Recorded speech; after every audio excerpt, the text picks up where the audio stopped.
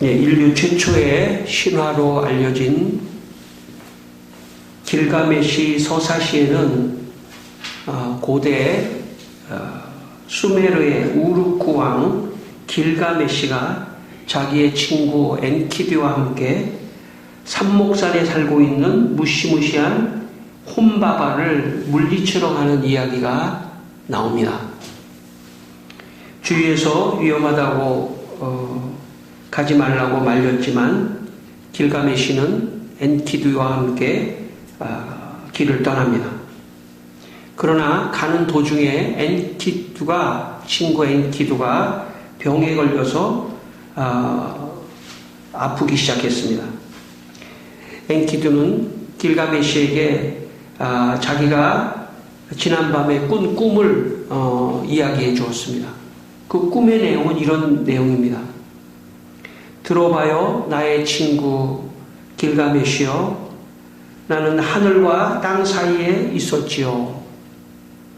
그곳에 어두운 얼굴의 한 남자가 나타났고 그의 얼굴은 저승에서 온 괴상한 새의 신과 비슷했어요.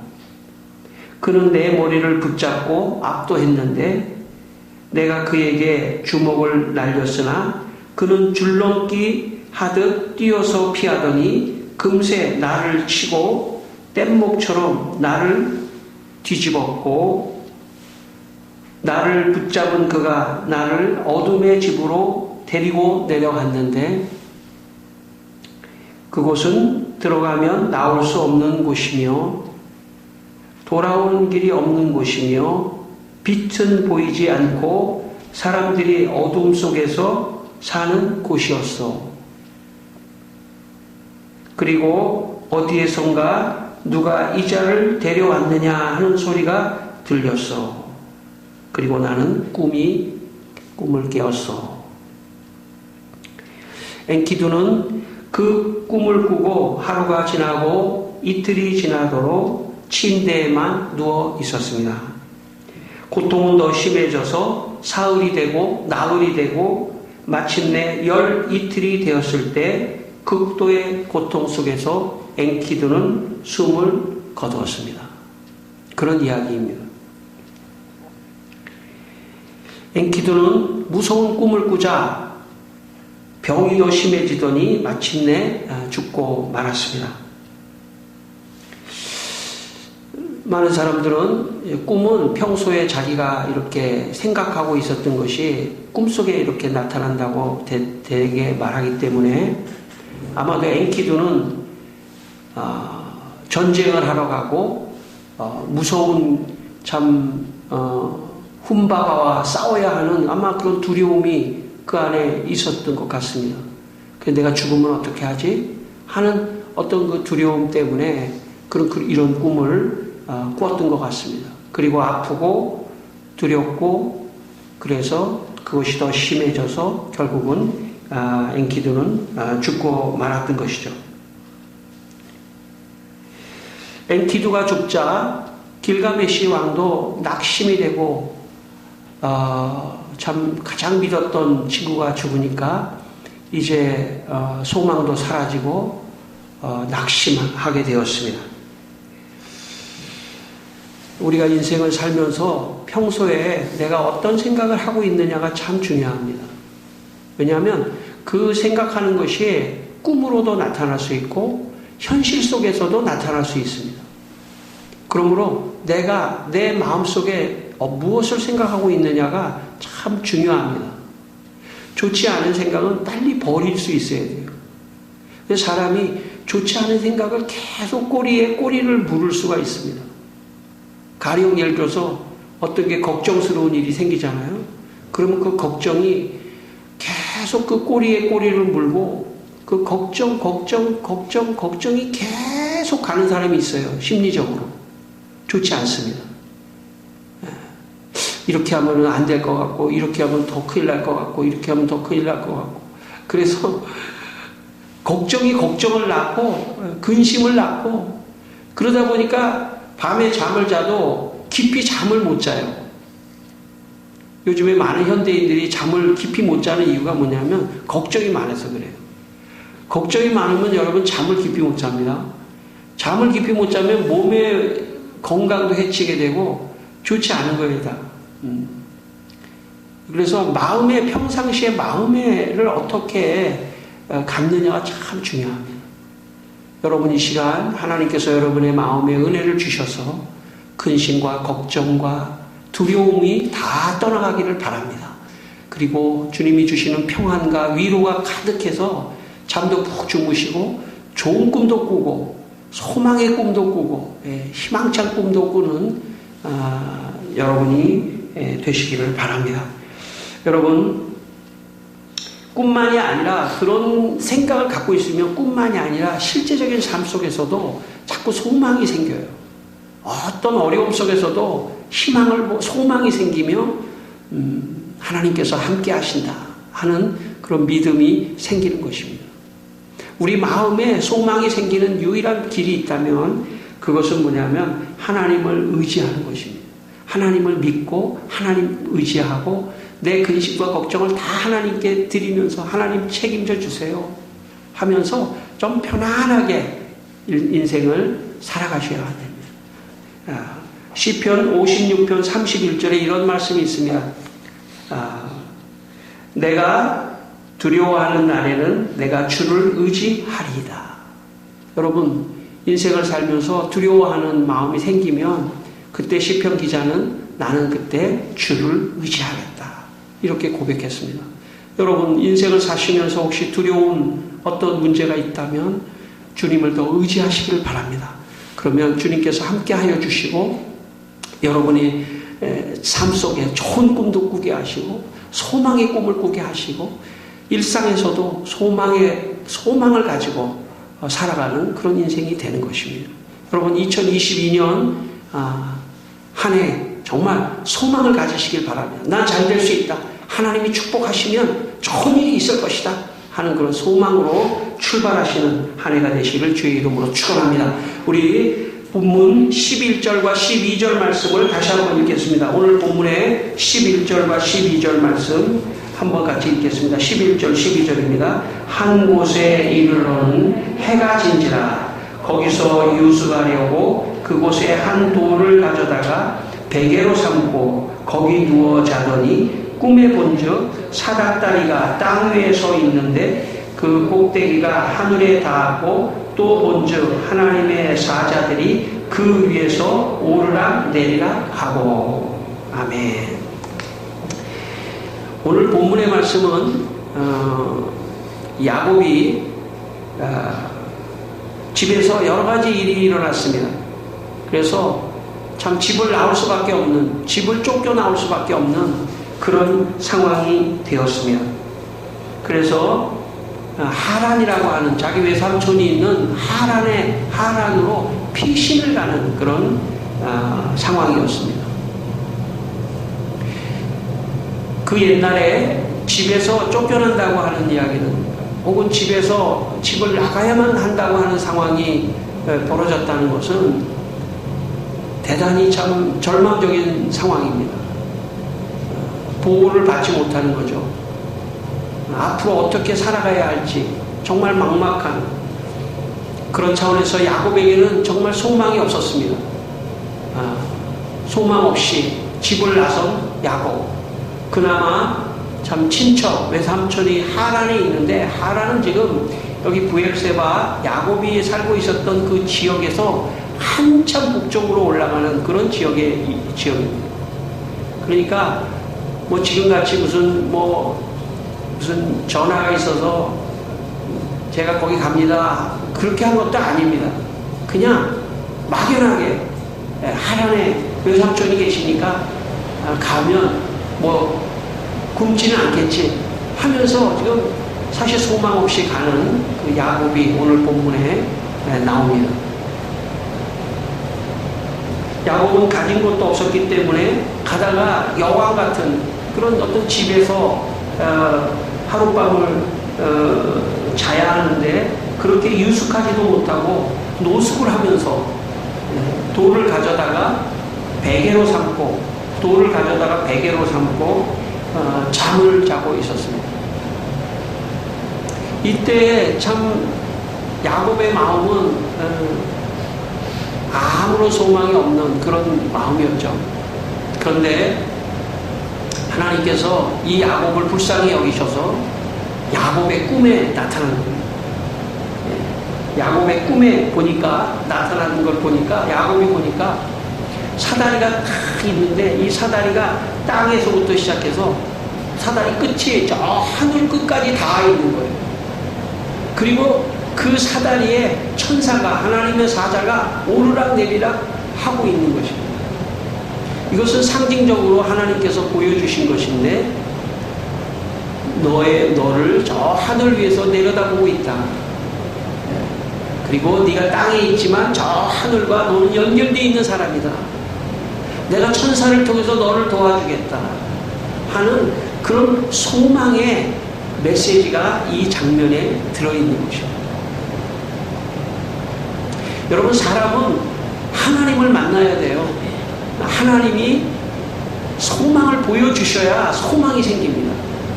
그렇지 않으면 사람은요, 야망과 희망만을 가지고 살아가요. 야망과 희망은 자기의 노력으로 살아가는 것을 말합니다. 내 야망과 희망. 그러나 소망은 하나님이 주시는 거예요. 여러분, 이 시간 여러분의 마음속에 하나님께서 말씀을 통해서, 예배를 통해서 소망을 주시기를 바랍니다. 소망이 있어야 돼요. 그래야 어떤 절망 속에서도 다시 일어납니다. 야곱의 인생을 보면 오늘 이 장면이 야곱에게는 놀라운 인생의 전환점이 되는 장면입니다. 야곱은 그 이전에요, 집에서 어떤 일이 있었냐면 축복을, 하나님의 축복을 받으려고 형의 축복을 갈취하고 그랬던 그런 형편없는 사람이었습니다. 그러나 그가 하나님을 만나는 순간에 그의 인생이 변화되었습니다. 여러분, 인생은 하나님을 만나야 돼요. 인생을 둘로 구분한다면 하나님을 만나지 못한 인생과 하나님을 만난 인생이라고 말할 수 있습니다. 하나님을 만난 인생은요,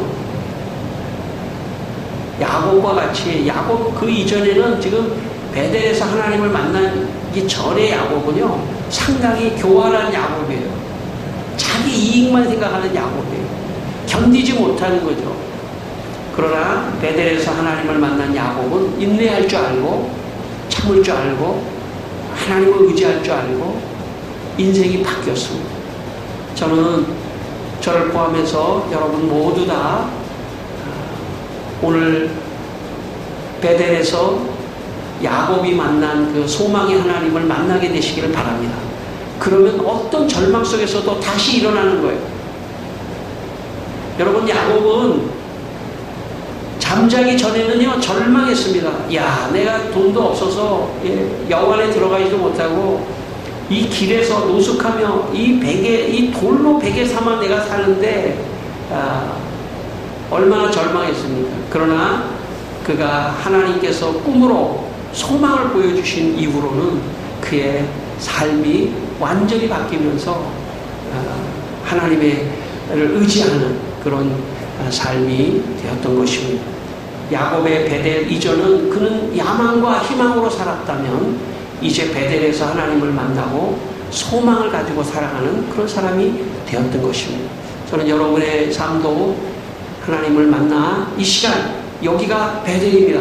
이 시간 하나님을 만나 소망을 가지고 살아가는 여러분의 인생이 되시기를 바랍니다. 제 신학대학 동기 목사님 중에 제주도 출신의 그 동기가 2명 있습니다. 이 두 사람은 고등학교 때 참 산에서, 지금으로 보면 아르바이트죠. 산에서 소도 키우고 산에서 양도 키우고 짐승을 키우면서 겨우 고등학교를 다녔습니다. 그런데 그렇게 어려운 형편 속에서도 늘 교회에 열심히 다녔어요. 주일날 열심히 신앙생활하며 열심히 교회를 다녔습니다. 그런데 교회를 다니다 보니까 어떤 소망이 생기냐면 내가 신학대학에 가야 되겠다 하는 그런 소망이 생기기 시작했습니다. 이 두 동기에게. 그래서 학교 갔다 와서 또 산에 올라가서 짐승을 키우고 목동과 같이 그렇게 생활하면서도 짬짬이 공부를 해서 마침내 서울의 신학대학에 합격을 하게 되었습니다. 신학대학에 왔는데 너무 좋은 거예요. 근데 문제는 뭐냐면 신학대학에 왔는데 돈이 없으니까 참 살기가 어려웠습니다. 그래서 참 너무 어렵게, 제가 신학대학 다닐 때만 해도 너무 어렵게 생활하는 그런 사람들이 많았습니다. 심지어는 식빵 하나를 이렇게 사가지고 말이죠.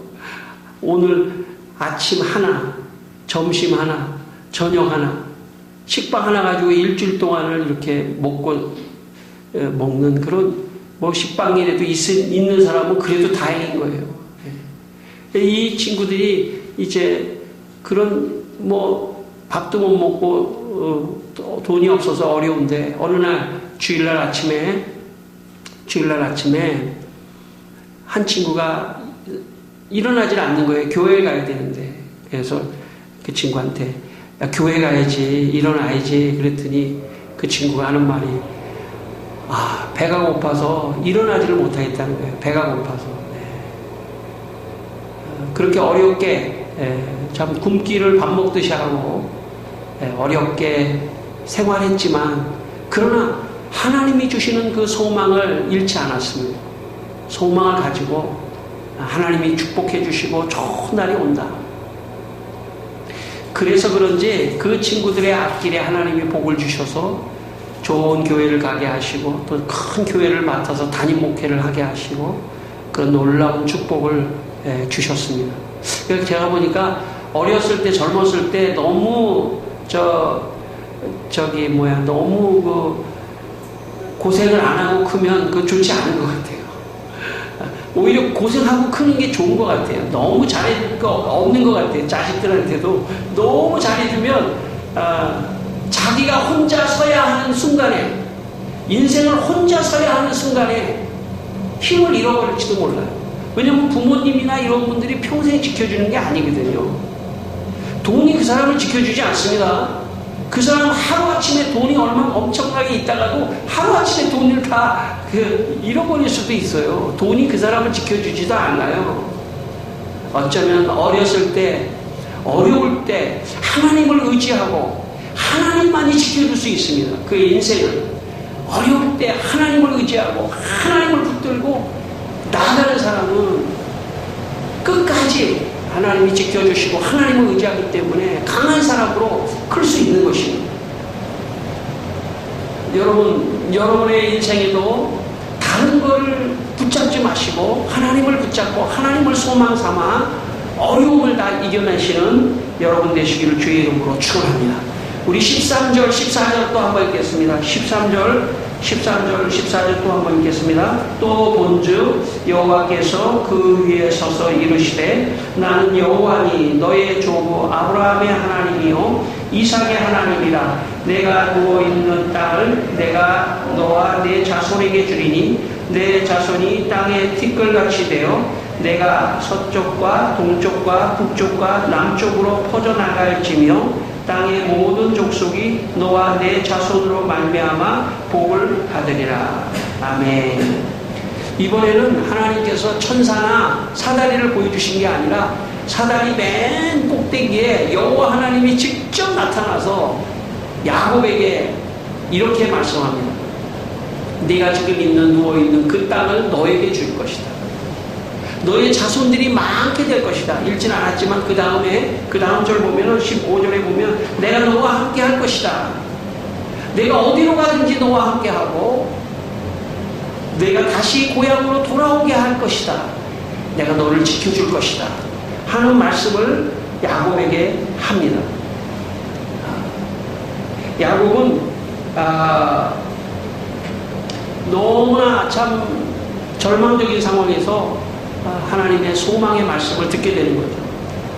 우리가 아브라함의 이야기에서도 배웠지만 딱 땅이라고 하는 것은 그 당시에 거기다 거주지할 수 있고 거기서 농사도 질 수 있고 유목도 할 수 있기 때문에 땅이 없다고 하는 것은 아무런 재산이 없다는 그런 뜻입니다. 근데 하나님께서 땅을 주시고 또 거기에 자손을 주셔서 그곳에서 땅만 있으면 뭐합니까? 그곳에서 살아야 되니까 또 후손도 주시고 자손도 주시고 함께 하시겠다고 하는 그런 말씀을 하나님께서 야곱에게 해주고 계십니다.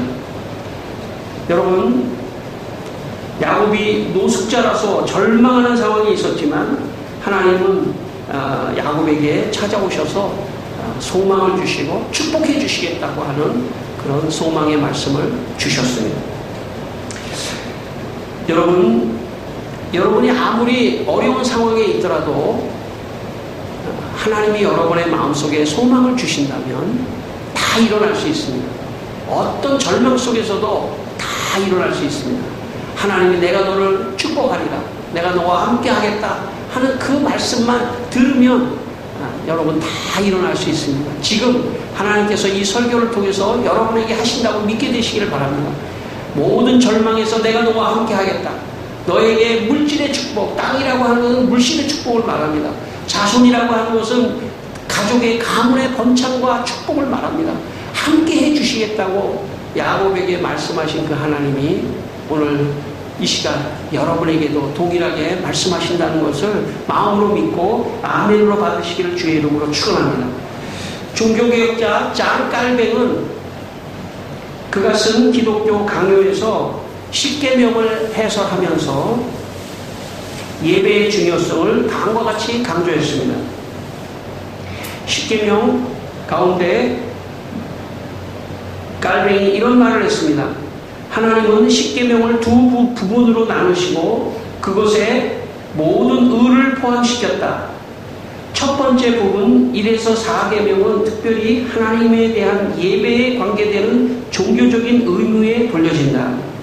두 번째 부분인 5에서 10계명은 사람들과 관계되는 사랑의 의무에 돌려진다.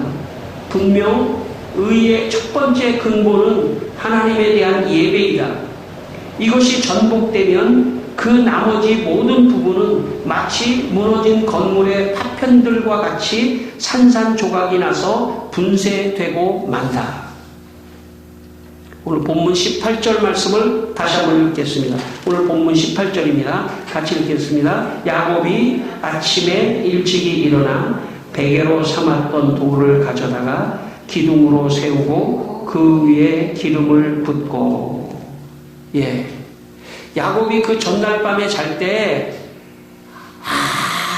정말 노숙하면서 돌 하나를 가지고 이걸 베개 삼아 자야 되겠다. 그러면서 잤는데 꿈속에서 하나님께서 나타나 주셔서 소망을 주시니까 아침에 일찍이 일어나 자기가 베고 잤던 그 돌 베개를 기둥을 만들었습니다. 그전에는 누워 있었죠. 그걸 기둥을 만들어 놓고, 그래서 그런지 우리나라의 옛날에 새마을운동의 효시 김용기 장로님이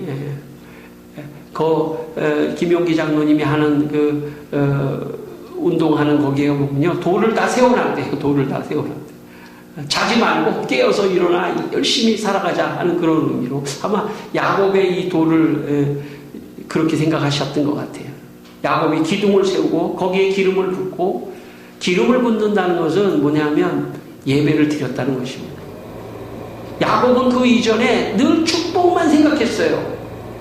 어떻게 하면 하나님의 축복을 받을 것이냐. 그래서 형에게 팥죽 한 그릇으로 잔작권을 뺏기도 하고, 자기가 형의 변장을 해가지고 들어가서 아버지가 축복하는, 하나님이 물론 축복하시는 거죠. 그 축복을 따내려고 하는 어떤 축복에만 관심이 있었던 사람이 야곱이었습니다.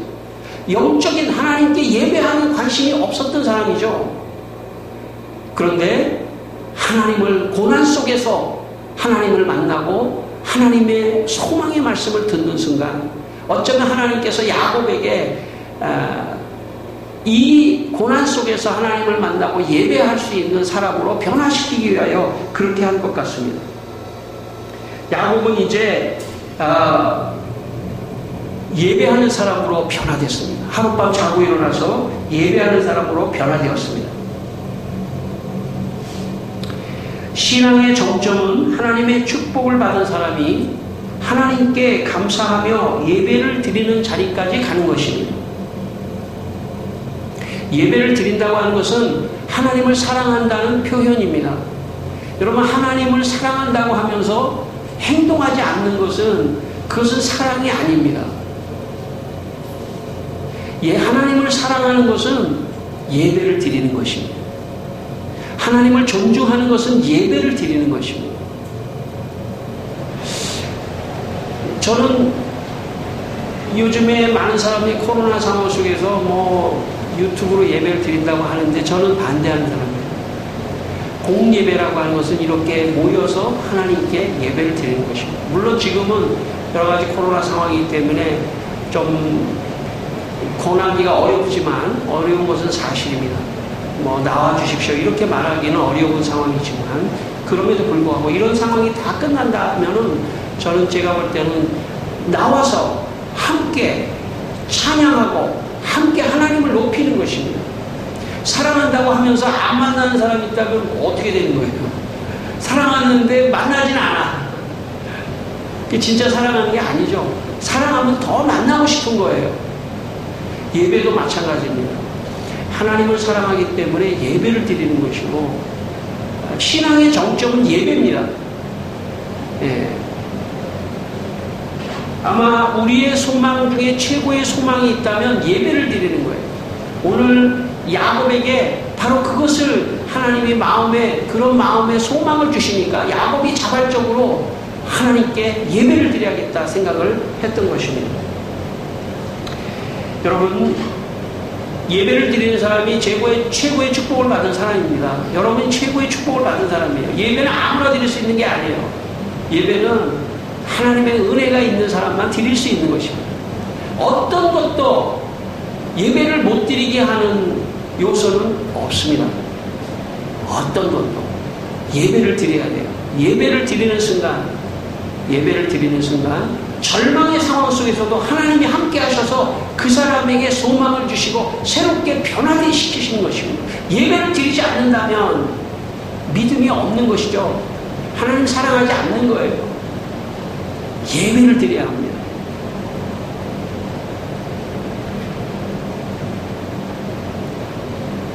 오늘 19절 말씀을 또 읽겠습니다. 19절 말씀 19절입니다. 그곳 이름을 베델이라 하였더라. 이 성의 옛 이름은 루스더라. 지금 야곱이 있는 그 장소는 원래 루스라고 하는 곳이었는데 루스라는 이름 대신 야곱이 새로운 이름을 붙였습니다. 그것은 뭐냐면 베델이라는 거예요.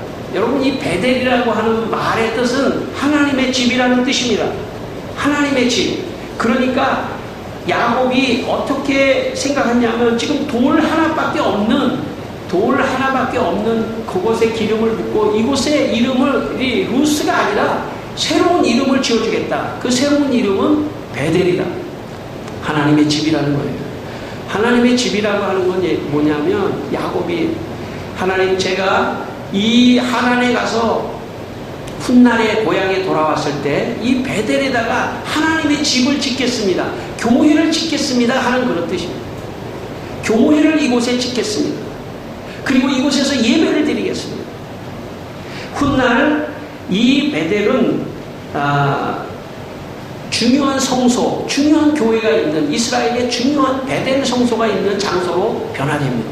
그러니까 야곱이 훗날에 그곳에 베델의 성소를 만들었다고 볼 수가 있는 것입니다. 야곱의 소망은 하나님의 축복을 받는 데서 끝나지 않고 하나님께 예배하며 하나님의 교회를 세우는 데까지 그의 소망의 비전이 더 커졌다는 것을 보여주는 것입니다. 한 달 전 2022년 1월 30일 남수단의 김종호 선교사님과 이두심 선교사님이 저에게 보내오신 선교 편지의 내용 중에 이런 내용이 있습니다. 예배당 함석 지원을 했습니다. 주바에 조금 떨어진 곳에 내전으로 인해 아직도 국내 안에 있는 난민촌 형태로 유엔군의 보호 아래 지내고 있는 곳이 있습니다. 그중 한 곳에 예배당 지붕 요청이 있어서 충진교회의 헌금으로 함석을 지원하였습니다. 남수단 니몰레에 있는 졸업생이 예배당 함석 지원을 요청하여 지원하였습니다. 비알레의 남수단 성공의 청년부실 지붕의 함석도 지원하였습니다. 여러분, 이 남수단에는 이렇게 나무만 세워놓고 위에다가 함석을 이렇게 올리면, 함석이라고 아시죠? 그런 걸 올리면 그냥 예배당이 되는 것입니다.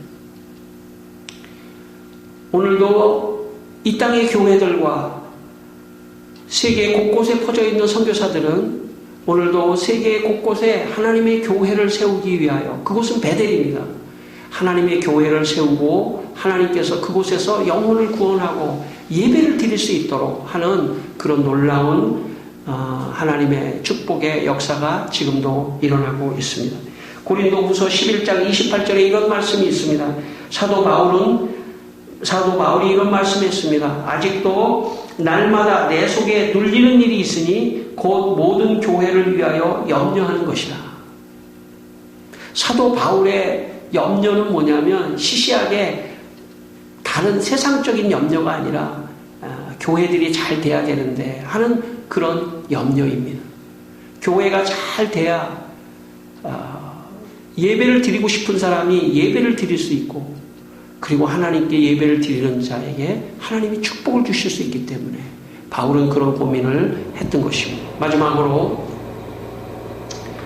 제가 개인적으로 어려울 때, 저도 어렵습니다. 저도 어려울 때가 있습니다. 말을 안 해서 그렇지 저도 여러 가지 면에서 어려울 때가 있습니다. 그때마다 제가 하나님께 기도하면서 하는 기도의 내용이 있습니다. 그것은 뭐냐면, 하나님, 교회를 지켜야 합니다. 제가 예배를 지켜야 합니다. 제가 무너지면, 제가 흔들리면, 제가 어려워지면 교회를 지킬 수가 없습니다. 주님, 교회를 지키고 싶습니다. 도와주십시오. 이런 어려운 문제가 있습니다. 예배를 드리고 싶습니다. 도와주십시오. 문제를 해결해 주십시오. 그때마다 하나님께서 기적과 같이 모든 문제를 해결해 주신 경험이 있습니다. 지금까지 교회를 개척해서 지금까지 하나님, 교회를 지키고 싶습니다. 예배를 지키고 싶습니다. 그때마다 하나님이 역사해 주셨습니다. 여러분은 성도지 않습니까? 여러분도 한번 그렇게 해보시기 바랍니다.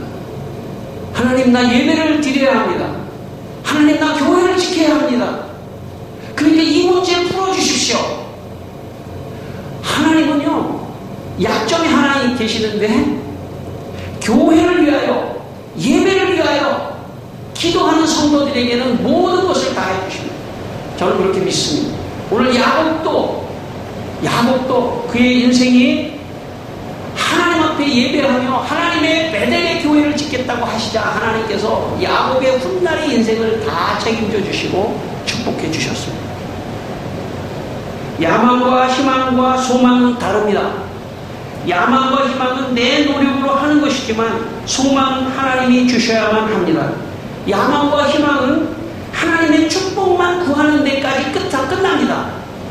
야망과 희망은 교회를 다니면서도 하나님의 축복까지만 가는 사람입니다. 그러나 소망은 하나님의 축복을 넘어 예배를 드리고 교회를 세우는 때까지 그의 소망이 확장되어 나아가는 것입니다.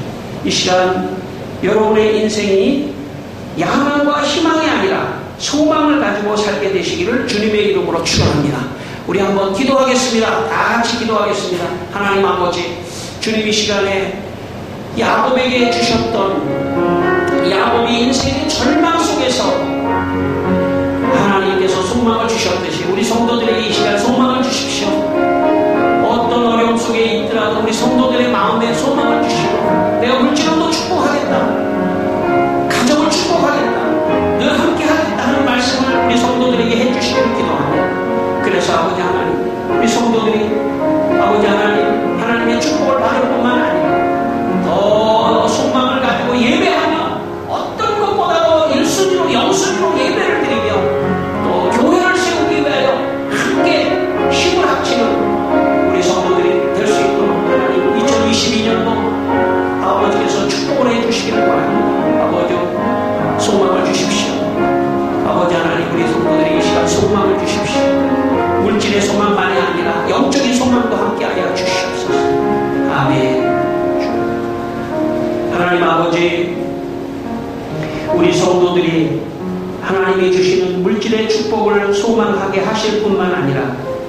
예배를 드리고 교회를 세우는 소망까지 더 나아가게 하여 주시옵소서.